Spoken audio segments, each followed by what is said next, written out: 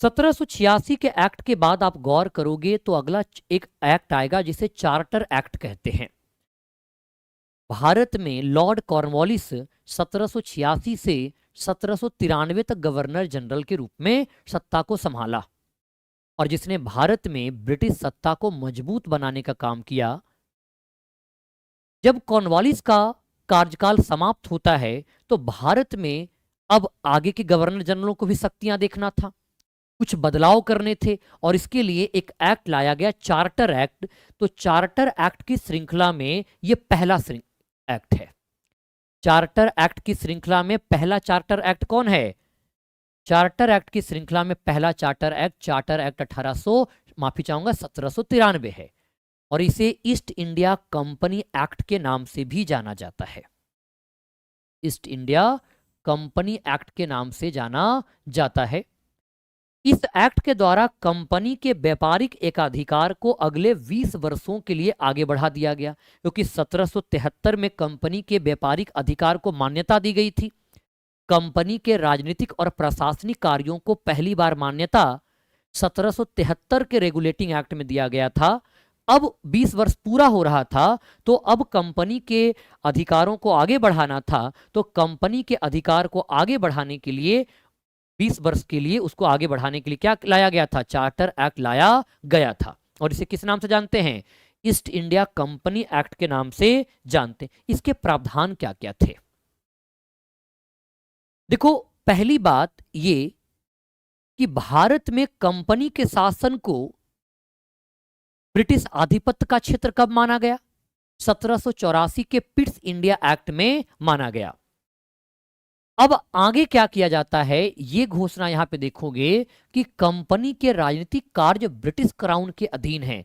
साफ शब्दों में घोषणा किया गया कि कंपनी जो भी पॉलिटिकल एक्शन ले रही है, पॉलिटिकल वर्क यहां पे परफॉर्म कर रही, वो ब्रिटिश क्राउन के अधीन माना जाएगा।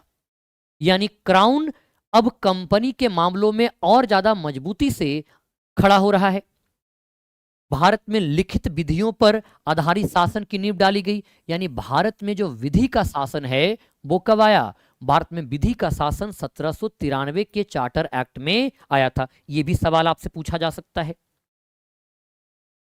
विधि का शासन, और विधि का शासन का मतलब क्या होता है? आप लोगों ने आर्टिकल 14 में पढ़ा है कि कानून सर्वोच्च होगा, कानून से सर्वोच्च कुछ भी नहीं होगा। यानी कि जो लॉ है वो एवरी स्फीयर में क्या होगा? सुप्रीम होगा। कानून से बड़ा कुछ भी नहीं होता है। विधि का शासन, रूल ऑफ लॉ, ये कब आया? लिखित विधियों पर आधारित शासन की नींव डाली गई। नियंत्रण बोर्ड और कंपनी के सभी कर्मचारियों का वेतन अब भारतीय कोष से दिया जाने की शुरुआत किया गया। ये बहुत इंपॉर्टेंट बात है। और इंपॉर्टेंट बात यह है कि अब जो नियंत्रण बोर्ड यानी बोर्ड ऑफ कंट्रोल और कंपनी के कर्मचारियों को वेतन कहां से दिया जाएगा? तो भारतीय राजकोष से दिया जाएगा। ये इंपॉर्टेंट है। कहां से? भारतीय राजकोष से दिया जाएगा। भारतीय खजाने से दिया जाने की शुरुआत किया गया था। किससे? भारतीय खजाना से दिया जाने की यह शुरुआत किया गया था। ये आपको ध्यान रखना है। तो पहली बार यह प्रश्न पूछा जाता है कि कंपनी के अधिकारियों को वेतन भारतीय राजकोष से दिए जाने की शुरुआत कब किया गया? तो भारतीय राजकोष से दिए जाने की शुरुआत जो है वो किया गया था 1793 के चार्टर एक्ट में, जो कि पहला चार्टर एक्ट है। और चार्टर का मतलब क्या होता है? अधिकार प्रदान करना। और साथ ही साथ ये भी कहा कि सब खर्चा निकाल करके कंपनी प्रत्येक वर्ष 5 लाख रुपया ब्रिटेन की सरकार को भेजेगा। यानी देखो, भारत के लूटने की शुरुआत कहां से हो रही है? पहले भी लूट रहा था, यहां तो अब लिख करके लूटना शुरू कर दिया। और वो क्या? नियंत्रण बोर्ड और कंपनी के सभी कर्मचारी को वेतन भारत के राजकोष से दिया जाएगा। और भारत में कंपनी सब खर्चा काट करके, सारा खर्चा वगैरह करके 5 लाख रुपया प्रति वर्ष ब्रिटेन की सरकार को भुगतान करेगी। तो क्या शुरू हुआ? धन का निर्गमन। यही आगे जाकर के दादा भाई नौरोजी बताएंगे कि ड्रेन ऑफ वेल्थ हो रहा है। ये जो भारत का लोग है, ये भारत के लोग का पैसा ब्रिटेन भेज, ये अंग्रेजी कंपनियां ब्रिटेन भेज रही है, जिससे भारत का भला नहीं हो रहा, भारत का केवल हो रहा है। तो वो शोषण हो रहा है, आर्थिक शोषण हो रहा है। क्योंकि हम भारत के लोग, भारत अंग्रेजों का उपनिवेश था। आगे 1858 में साफ शब्दों में घोषित करेगा कि भारत अंग्रेजों सरकार का क्या है, एक उपनिवेश है। बीटो शक्ति को अन गवर्नर जनरल तक विस्तारित कर दिया गया। तो बीटो की शक्ति पहली बार किसको मिला था? बीटो की शक्ति पहली बार कॉर्नवालिस को मिला। उस बीटो की शक्ति को आगे के आने वाले गवर्नर जनरलों को भी विस्तारित कर दिया गया। लेकिन हाँ, इसको स्पष्ट किया गया, कॉर्नवालिस के पास वीटो की शक्ति सभी मामलों में प्राप्त थी, लेकिन 1793 के बाद चार्टर एक्ट जो लाया गया, आगे आने वाले गवर्नर जनरलों को सभी मामलों पर वीटो की शक्ति नहीं था, कुछ एक मामलों पर था। यानी वीटो की शक्ति को स्पष्ट किया गया कि किन किन मामलों पर वीटो की शक्ति का प्रयोग किया जाएगा। तो कहा गया केवल शांति व्यवस्था, सुरक्षा और ब्रिटिश प्रदेश के हितों के मामलों में ही उपयोग किया जाएगा। मनमाने आधार पर गवर्नर जनरल वीटो की शक्ति का उपयोग नहीं कर सकता था। यह पहला चार्टर एक्ट है, 1793 का चार्टर एक्ट। आगे बढ़ते हैं। अब एक्ट आया 1813 का चार्टर एक्ट। ये चार्टर एक्ट के पीछे उद्देश्य क्या है, देखो समझते हैं थोड़ी बातें हम। आप फ्रांस में देखोगे तो फ्रांस में एक व्यक्ति आपको मिलेगा, ये मैं वर्ल्ड हिस्ट्री वाले क्लास में पढ़ाने वाला हूं। तो आपको मिलेगा नेपोलियन बोनापार्ट। 1815 के वाटरलू के युद्ध में इसको हराया गया था, नेपोलियन बोनापार्ट। ठीक है, ये फ्रांस के में जो लोकतंत्र की उत्पत्ति हुई थी, उसी लोकतंत्र की उपज था नेपोलियन बोनापार्ट। हालांकि बाद में यही लोकतंत्र को कुचलना चाहता है, तो लोकतंत्र ने इसको कुचल दिया था। ठीक है, फ्रांस नेपोलियन बोनापार्ट क्या है? फ्रांस में नेपोलियन बोनापार्ट, इसने एक सिद्धांत लागू किया था, महाद्वीपीय व्यवस्था। महाद्वीपीय व्यवस्था, कॉन्टिनेंटल थ्योरी। ये महाद्वीपीय व्यवस्था क्या था, ये महाद्वीपीय सिद्धांत क्या था? देखो, ये महाद्वीपीय सिद्धांत जो है, इसके अंतर्गत जो अंग्रेज है, इसके अंतर्गत जो अंग्रेज है यानी ब्रिटेन, ब्रिटेन की निर्मित वस्तुएं कहां नहीं बेची जा सकती हैं? तो यूरोप के देशों में बेची नहीं जा सकती थी। क्योंकि आप गौर देखोगे, मैप को बड़े अच्छे से देखो तो आपको पता चलेगा कि ब्रिटेन कहाँ है। ब्रिटेन तो एक द्वीपीय देश है। जैसे यहां पे मैंने मैप लिया था स्टार्टिंग में, उसी मैप से मैं आपको दिखाना चाहता हूं। यहां पे देखो, तो ब्रिटेन कहां पे है? ब्रिटेन आपको ये रहा है, ये रहा ब्रिटेन, यही है ना जी ब्रिटेन। तो ब्रिटेन तो एक द्वीपीय देश है, उत्तर सागर है यहाँ पे, नॉर्थ सी। लेकिन फ्रांस तो लैंड में है, यूरोप के लैंड के क्षेत्र में है। तो नेपोलियन बोनापार्ट ने कानून बनाया कि यूरोप, ये ब्रिटेन की जो वस्तुएं हैं, ये यूरोप के बाजारों में नहीं बेची जाएंगी। अब ब्रिटेन की कंपनियां जो वस्तुएं बना रही हैं, उनको कहां बेचेगी? बेचने के लिए कोई बाजार तो चाहिए ना। जैसे मैं अपने घर में बहुत सारा फूल गोभी उगा लूं, तो उन फूल गोभी को बेचूंगा कहां पे? मुझे एक बाजार की आवश्यकता होगी। और क्योंकि वो लोग इस यूरोप के बाजारों में बेच नहीं सकते थे, तो इसीलिए वहां के उद्योग धंधे लगातार मांग करना शुरू कर दिया कि अब उसे भी भारत में व्यापार का अधिकार दिया जाना चाहिए। क्योंकि अब तक उनको भारत में व्यापार का अधिकार नहीं था। भारत में व्यापार करने का जो अधिकार था, वो केवल और केवल ईस्ट इंडिया कंपनी के पास था। ट्रेड मोनोपोली प्राप्त था।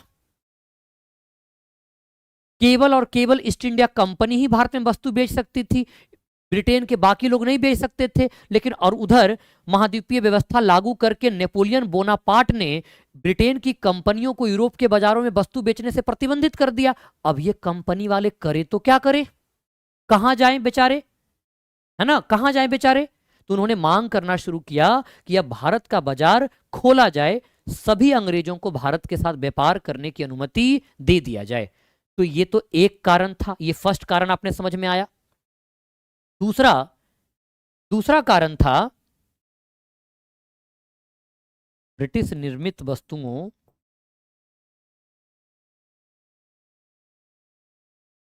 ब्रिटिश निर्मित वस्तुओं पर यूरोप के बाजार में प्रतिबंध।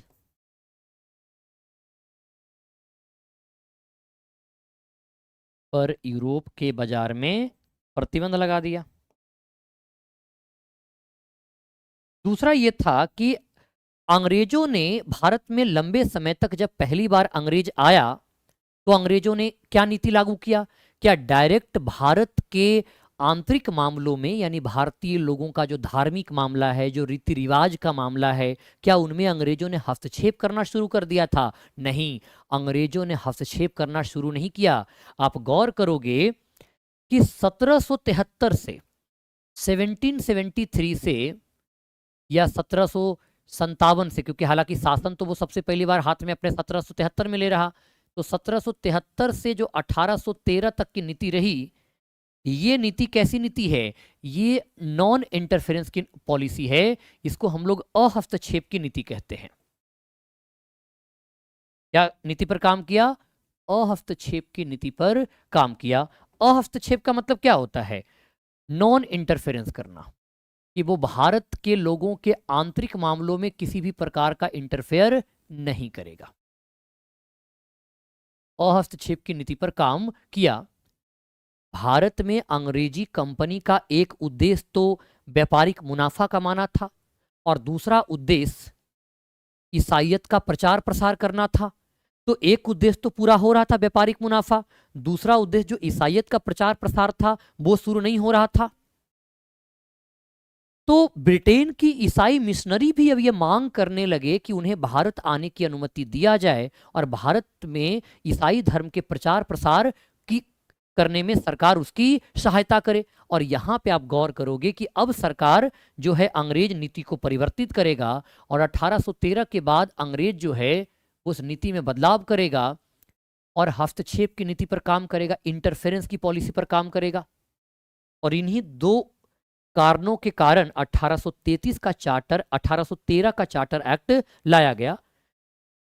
ठीक है, ये आपको ध्यान रखना है। तो इसके प्रावधान क्या क्या थे? प्रावधान ये था कि पूर्वी एशिया के साथ व्यापार का एकाधिकार समाप्त कर दिया गया। पूर्वी एशिया के साथ व्यापार का अधिकार जो था, एकाधिकार, जो ट्रेड मोनोपोली था, वो ट्रेड मोनोपोली समाप्त कर दिया गया। पहला अपवाद, चीन के साथ व्यापार एवं चाय के व्यापार पर एकाधिकार को रहने दिया गया। बाकी व्यापारिक एकाधिकार को क्या कर दिया गया? समाप्त कर दिया गया। सभी ब्रिटिश व्यापारियों को भारत से व्यापार करने की छूट दे दी गई। तो व्यापारिक एकाधिकार समाप्त हुआ है, कंपनी के व्यापार करने का अधिकार समाप्त नहीं हुआ। कंपनी के व्यापार करने का अधिकार पूर्ण रूपेण 1833 में समाप्त किया जाएगा, और 1833 के चार्टर एक्ट के द्वारा कंपनी के व्यापारिक अधिकार को क्या कर दिया जाएगा? समाप्त करके कंपनी को एक प्रशासनिक निकाय बना दिया जाएगा। तो एक तो आपने देखा 1773 का चार्टर एक्ट, फिर 1793 का चार्टर एक्ट देखा। 1793 के चार्टर एक्ट में कंपनी के व्यापारिक एकाधिकार को अगले 20 वर्ष के लिए बढ़ाया गया था, और वो 20 वर्ष पूरा हो रहा था 1813 में, और इसलिए भी चार्टर एक्ट को तो लाना ही लाना था। अब सारे काम समझ गए कि एक तो कंपनी के व्यापारिक एकाधिकार को अगले 20 वर्ष के लिए बढ़ाना था, एक महाद्वीपीय व्यवस्था चल रहा था, एक भारत में हस्तक्षेप की शुरुआत करनी थी, क्योंकि भारत में अगर ब्रिटिश निर्मित वस्तुएं आएंगी तो इनका उपयोग करने के लिए कोई होना भी तो चाहिए। तो भारत को एक बाजार भी तो बनाना है, इसके लिए भारत में सुधार लाना पड़ेगा, और सुधार लाने के लिए भारतीयों के मामलों में इंटरफेयर करना जरूरी है। इसलिए 1813 के बाद नीतियों में परिवर्तन करना भी था। तो क्या किया गया? व्यापार का जो एकाधिकार था, ट्रेड मोनोपोली, समाप्त कर दिया गया। अब बाकी सभी अंग्रेजी कंपनियों को भारत से व्यापार करने की छूट प्रदान कर दी गई। दूसरा प्रावधान है, ईसाई धर्म प्रचारक को भारत में आने और धर्म प्रचार प्रसार करने की अनुमति दे दी गई। यानी ईसाई मिशनरियों को भारत आने और धर्म प्रसार करने की अनुमति दे दिया गया, और कोलकाता में पहला गिरजाघर लगाया गया। साथ ही साथ ये भी तय किया गया कि कंपनी अब अपने खर्चे से प्रति वर्ष 1 लाख रुपया भारतीयों की शिक्षा पर खर्च करेगी। इस पूरे घटनाक्रम को मैं आपको थोड़ा समझा दूं ताकि आप अच्छे से इसको समझ पाओ। मैं यहां थोड़ा समझा देता हूं आपको, तो आपको ज्यादा अच्छे से समझ में आ पाएगा। देखो, 1773 1773। और 1773 से जो 1813 तक अंग्रेजों की भारत में नीति रही, ये नीति कैसी नीति थी? ये अहस्तक्षेप की नीति थी। अहस्तक्षेप का मतलब है कि भारत के धार्मिक मामलों और रीति रिवाजों में किसी भी प्रकार का इंटरफेयर न करना, यानी तटस्थ रखना। उसका वो केवल फोकस किस पे किया? वो केवल फोकस किया व्यापारिक मुनाफा कमाने पर। तो इस नीति को, इस कालखंड को हम लोग वणिकवाद की नीति कहते हैं। वणिकवाद, वणिकवाद की नीति एक पॉलिसी ऑफ मर्केंटलिज्म होता है, यानी कि उद्देश्य क्या था? व्यापारिक मुनाफा कमाना। व्यापारिक मुनाफा कमाना, इसके अलावा किसी चीज पर ध्यान नहीं दिया। बोला बस हमें केवल पैसा कमाना है और ब्रिटेन पैसा ले जाना है, यही काम करना है। वणिकवाद की नीति, भारतीयों के मामलों में हमें किसी भी प्रकार का इंटरफेयर नहीं करना है। भारत के लोग जैसे हैं उनको वैसे रहने देते हैं, हमको कोई मतलब नहीं है। तो यहाँ पे क्या है? भारतीयों के मामलों में हस्तक्षेप नहीं। भारतीयों के मामलों में, भारतीयों के मामलों में हस्तक्षेप नहीं, कि हमें किसी भी प्रकार का इंटरफेयर यहाँ पे नहीं करना। ठीक है, भारतीयों के मामलों में किसी भी प्रकार का इंटरफेयर नहीं करना है। अब क्या हुआ साथियों, 1813 के बाद आप बात करोगे तो 1813 में वो अपनी नीतियों में परिवर्तन कर लेगा और ये परिवर्तन 1858 तक जारी रहेगा। और अब क्या करेगा? अब यहाँ पे जो नीति आएगा, ये नीति है, इसको हम लोग कहते हैं औद्योगिक पूंजीवाद। इसका नीति क्या था? मुक्त व्यापार की नीति। तो क्या कहते हैं? मुक्त व्यापार की नीति, क्योंकि अब भारत का बाजार खोल दिया गया और सभी अंग्रेजों को भारत के साथ व्यापार करने की अनुमति दे दिया गया। फ्री ट्रेड की पॉलिसी कब लाया गया? फ्री ओपन मार्केट पॉलिसी कब लाया गया? तो 1813 में लाया गया। 1813 के चार्टर एक्ट में ये लाया गया कि अब भारत का बाजार सभी अंग्रेजों के लिए खोल दिया गया है। जब अब भारत का बाजार सभी अंग्रेजों के लिए खोल दिया गया, तो भारत को एक बड़े बाजार के तौर पर भी तो विकसित करना होगा। तो इस नीति में क्या, किन चीजों पर फोकस किया जाएगा? इस नीति का उद्देश्य क्या था? इस नीति का उद्देश्य था भारत को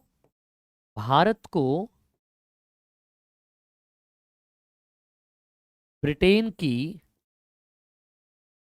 ब्रिटिश अर्थव्यवस्था की या ब्रिटेन की अर्थव्यवस्था का पूरक बनाना। ब्रिटेन की अर्थव्यवस्था का पूरक बनाना। पूरक का मतलब क्या होता है? कंप्लीमेंट्री बनाना, पूरक बनाना, ये देखने को मिलता है। और पूरक बनाने के लिए क्या काम करेगा? पूरक बनाने के लिए आप गौर करोगे तब पूरक का मतलब क्या होता है? पूरक का मतलब समझिए, पूरक अर्थव्यवस्था के रूप में ये क्या काम कर रहा था? इसको कॉम्प्लीमेंट्री इकोनॉमी कहते हैं, पूरक अर्थव्यवस्था। पहला, एक बाजार का निर्माण करना, और ये बाजार किसके लिए होगा? तो ये ब्रिटिश निर्मित वस्तुओं के लिए बाजार बनाएगा, ब्रिटिश वस्तुओं हेतु, ताकि भारत को एक बड़े बाजार के तौर पर डेवलप किया जाए और ब्रिटेन के उद्योगों में निर्मित वस्तुओं को भारत में बेचा जा सके। तो एक तो क्या करना था? बाजार बनाना था। और सेकंड, आप गौर करोगे, सेकंड उद्देश्य क्या था? ब्रिटिश उद्योगों को कच्चा माल का स्रोत, कच्चा माल का स्रोत, यानी ब्रिटिश उद्योगों के लिए कच्चा माल का स्रोत क्या होगा? ये भारत को बनाया जाएगा ब्रिटिश उद्योग हेतु। तो भारत में कच्चा माल भेज दिया जाएगा ब्रिटेन में, वहां से। अब सोचो कि अगर उसका वस्तु कोई खरीदे तो कब खरीदेगा? हम लोग तो धोती कुर्ता पहनने वाले लोग थे, तो हम लोग जो हैं सूट बूट क्यों पहनेंगे? सूट बूट तो पहनने के लिए हमें सूट बूट पहनना सिखाना पड़ेगा, हम सीखेंगे तभी तो भारत में सुधार करना पड़ेगा। और वही आप देखोगे कि नीति में बदलाव लेकर आएगा, और इस बीच में जो वो नीति बनाएगा वो हस्तक्षेप की नीति पर काम करेगा। इंटरफेरेंस की पॉलिसी पर काम करेगा। इस बीच में देखोगे अंग्रेजों ने भारत में बहुत सारे सुधार लेकर आया, चाहे सती प्रथा की समाप्ति हो, विधवा पुनर्विवाह के लिए कानून बनाना हो, शिशु बाल हत्या को रोकना, तमाम सारे सुधार इसी समय लेकर आएगा ताकि भारत की जनता को मॉडर्न बनाया जाए। और ये मॉडर्न जनता ही एक तो ईसाई धर्म में परिवर्तित होगी और ब्रिटेन की निर्मित वस्तुओं के एक बाजार के रूप में काम करेगी। तो यहाँ पे उद्देश्य था और इसीलिए 1813 के बाद बदलाव आता है। और एक एक बदलाव आपने देखा कि ईसाई धर्म प्रचारकों को भारत आने की अनुमति दे दिया गया, कंपनी के व्यापारिक एकाधिकार को समाप्त कर दिया गया, अपवाद चाय और चीन के साथ व्यापार, कंपनी की आय से भारतीयों की शिक्षा पर प्रतिवर्ष 1 लाख रुपया खर्च करने निर्धारित किया गया। और ये 1 लाख रुपया क्यों खर्च करना है? ये 1 लाख इसलिए खर्च करना है ताकि भारत को लोगों को पढ़ाना है। और पढ़ाना इसलिए नहीं है कि उनको पढ़ा लिखा करके समझदार बनाना, इसलिए पढ़ाना है ताकि ब्रिटिश लोगों की जरूरत पूरा कर सके हम। भारतीय साहित्य और विज्ञान के प्रसार के लिए फंड दिया जाएगा, हालांकि वादा किया था, दिया नहीं कभी।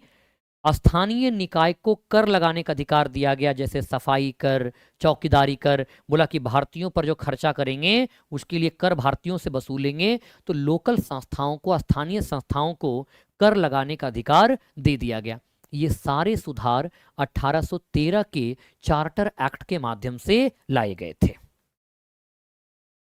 प्रांतीय गवर्नर द्वारा निर्मित कानून को ब्रिटिश संसद द्वारा अनुमोदित करना अनिवार्य कर दिया गया कि अब प्रांत का गवर्नर कोई कानून बनाएगा, उस कानून को अनिवार्य रूप से ब्रिटेन की संसद के द्वारा अनुमोदित करवाना होगा। और सम्राट की अनुमति से ही गवर्नर जनरल, प्रांतीय गवर्नर और सेना प्रमुख की नियुक्ति किया जाएगा। यानी कि आप देखो कि कंपनी के शासन में ब्रिटिश सरकार का हस्तक्षेप बढ़ता ही जा रहा है। पहले आपने देखा सबसे पहली बार 1773 का रेगुलेटिंग एक्ट बना करके कंपनी के मामलों को रेगुलेट किया। तत्पश्चात 1784 में भारत में कंपनी के क्षेत्र को ब्रिटिश आधिपत्य का क्षेत्र कहा। 1784 में बोर्ड ऑफ कंट्रोल भी लेकर आया, जिसके मेंबर्स को ब्रिटेन का सम्राट नियुक्त कर रहा था। 1793 में सभी का वेतन भारतीय राजकोष से देना तय किया। और 1813 में गवर्नर जनरल, जो बंगाल का गवर्नर जनरल है, साथ ही साथ प्रांतीय गवर्नर, बॉम्बे और मद्रास के जो प्रांतीय गवर्नर हैं, और सेना प्रमुख, इन सब की नियुक्ति अब ब्रिटिश सम्राट के सिफारिश पर ही होगा। तो सरकार की भूमिका, तो ब्रिटिश सरकार की भूमिका लगातार बढ़ती ही जा रही है। और यही आगे बढ़ते बढ़ते 1853 का चार्टर एक्ट आएगा। उसके बाद 1858, और 1858 में भारत में कंपनी की सत्ता को समाप्त करके किसकी सत्ता स्थापित कर दी जाएगी? क्राउन की सत्ता को स्थापित कर दिया जाएगा। तो अब देखो मजबूत कौन बन रहा, यहां गौर करो। तो ये बंगाल है, और बंगाल के पास ही तो सत्ता आ रहा है। धीरे धीरे बंगाल का गवर्नर जनरल क्या होता जा रहा? मजबूत होता जा रहा है।